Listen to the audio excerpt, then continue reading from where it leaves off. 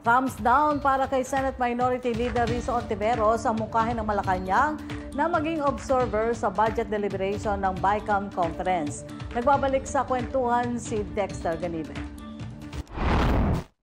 Pinalagan ni Senate Deputy Minority Leader Risa Ontiveros ang ideya na posibleng maging observer ang Malacanang sa deliberasyon ng Bicameral Conference Committee para sa 2026 National Budget.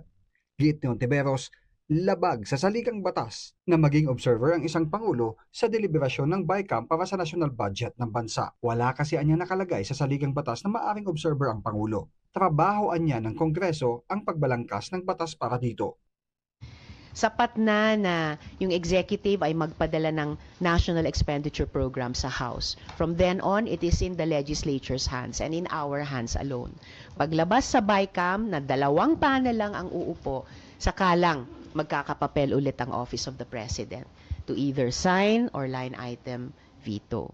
May mga nakabinbin naman anyang mga panukalang batas para maprotektahan ang integridad ng pambansang budget. Mas maigian niya na ang mga ito na muna ang ipasa para matiyak na hindi maulit ang 2025 budget na tinaguri ang pinakakorap na budget. Kapag ipinilitan niya ang pagiging observer, baka problema lang ang idulot nito sa Malacanang. Walang papel ang presidente bilang observer sa BICAM, sa konstitusyon.